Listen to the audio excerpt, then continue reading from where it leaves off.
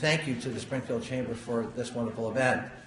Honoring our first responders is something we do both at the countywide level and our individual local chambers, and it is something absolutely we need to do.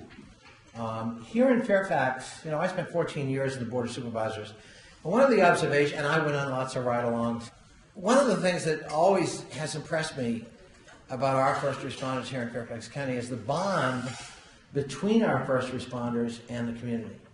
There is a bond of trust that sometimes we even take for granted, and I can tell you it's not the case in other communities where there's an adversarial relationship or a lack of trust or a lack of confidence.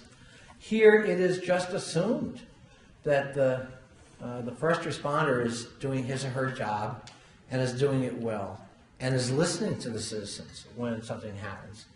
But also, I think that bond, especially after 9/11, but even before 9/11, that bond of trust and reliance and respect and affection between the community and our first responders here in Fairfax is very real. And I want to say that to all the first responders in the room. Don't forget that. This community really does have confidence in you.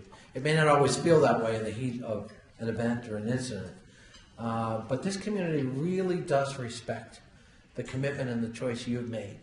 It relies on you, but it also profoundly respects the decision you've made. And we've got your backs. I think that's really important. I've lived in other parts of the country where that's not the case. And that's a bond of trust between us. We want to always work to preserve and enhance. And fortunately, we've been blessed with great leadership in the police and the fire and the sheriff's office that have understood that and have always worked to do just that. So I'm proud to be with you today. We've put in the congressional record all of our honorees today, and each of our honorees will get a copy of that. As you know, not everything we do in Congress passes unanimously. But I am pleased to tell you there was not a single voice of opposition to this certificate of recognition. Congratulations. Thank you.